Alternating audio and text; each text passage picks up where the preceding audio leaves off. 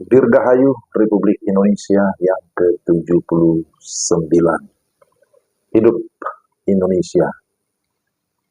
Kita bersyukur kalau hari ini, di hari 17 Agustus 2024, kita masih diberikan kesempatan untuk bersama-sama menyaksikan bagaimana kehidupan berbangsa dan bernegara Indonesia. Kita melihat begitu semaraknya perayaan-perayaan yang dilakukan, baik itu di lingkungan sekolah, di lingkungan pemerintahan atau perkantoran, di lingkungan perkebunan, bahkan juga di lingkungan keagamaan seperti di gereja. Ada banyak gereja yang juga mengadakan ibadah syukur, memperingati atau merayakan Hari Kemerdekaan Indonesia yang ke-79. Tentu kita bersyukur bahwa Tuhan tetap setia memelihara bangsa dan negara Indonesia melewati tahun demi tahun, dan kita bisa menyaksikan tentu ada banyak kemajuan yang bisa kita nikmati, sekalipun di sana-sini masih ada kekurangan. Masih ada yang berkata, saya rasanya atau kami rasanya belum menikmati kemerdekaan yang utuh. Itu bisa dipahami karena memang pemerataan pembangunan tidak begitu mudah, dan itu tetap diusahakan sampai dengan saat ini. Tetapi saudara-saudara, selain kita bersyukur kita memiliki kemerdekaan sebagai satu negara secara politis, tetapi terlebih bahwa ada kemerdekaan yang lebih daripada itu, kemerdekaan yang bersifat rohani, kemerdekaan yang bersifat kekal, yang dapat kita nikmati sebagai orang-orang percaya.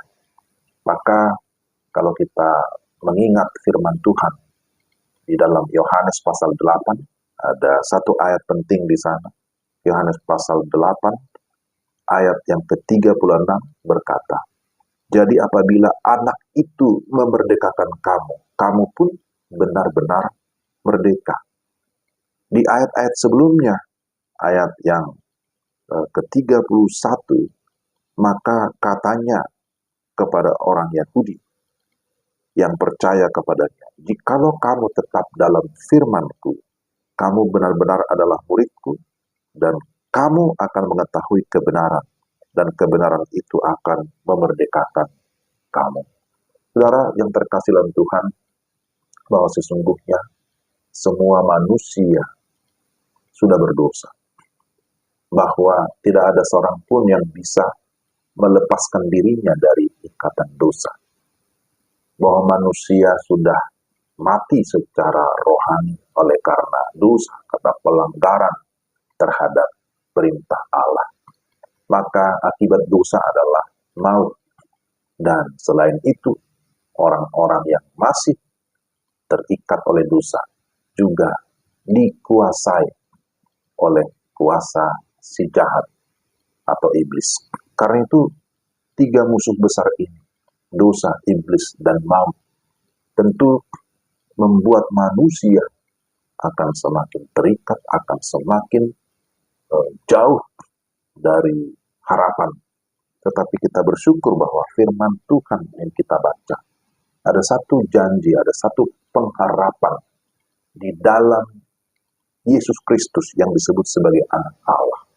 Ada jaminan kemenangan, ada jaminan keselamatan, ada jaminan kemerdekaan secara rohani atau kemerdekaan secara total. Nah, bagian ini memang merupakan percakapan ataupun perdebatan antara orang-orang Yahudi dengan Yesus, bahwa orang-orang Yahudi yang notabene mengaku sebagai keturunan Abraham merasa bahwa mereka sudah menjadi orang merdeka, merasa bahwa mereka sudah memiliki kepastian keselamatan. Tetapi Yesus menyatakan bahwa sebelum Abraham ada, aku sudah ada. Artinya bahwa keselamatan tidak ada di dalam Abraham. Tapi orang-orang yang percaya, yang beriman seperti Abraham, tentu akan memiliki kepastian keselamatan. Dan Yesus berkata bahwa keselamatan itu hanya ada di dalam Anak Allah, hanya ada di dalam Dia, karena Dialah sang kebenaran itu.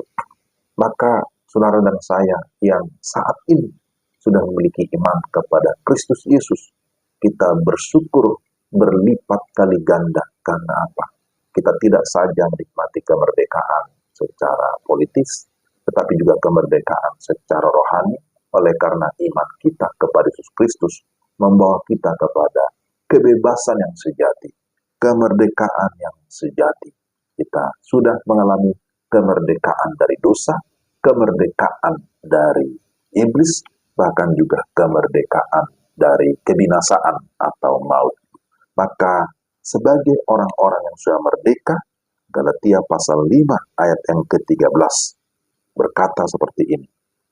Saudara-saudara, memang kamu telah dipanggil untuk merdeka, tetapi janganlah kamu mempergunakan kemerdekaan itu sebagai kesempatan untuk kehidupan dalam dosa, melainkan layanilah seorang akan yang lain oleh kasih. Jadi bagi kita sebagai orang-orang yang percaya, sebagai orang merdeka, mari kita mempergunakan kesempatan atau kairos yang Tuhan berikan untuk hidup di dalam kasih, untuk bisa melayani satu dengan yang lain. Sehingga kehidupan kita bisa berdampak, kehidupan kita bisa menjadi berkat sebagai anak Tuhan, sekaligus sebagai anak bangsa. Kita memberikan kontribusi bagi kemajuan bangsa dan negara kita. Di mana kita hadir juga memberitakan berita damai sejahtera, berita kemerdekaan yang sejati, supaya semakin banyak orang sungguh-sungguh mengalami kemerdekaan yang sesungguhnya yang ditemukan di dalam Yesus Kristus, satu-satunya Tuhan dan Juru Selamat. Kiranya Tuhan memberkati saudara-saudara sekalian. Selamat merayakan kemerdekaan Republik Indonesia yang ke-79, dan kita tetap merayakan kemerdekaan sejati di dalam Dia, di dalam Kristus. Kiranya Tuhan memberkati kita sekalian. Salam.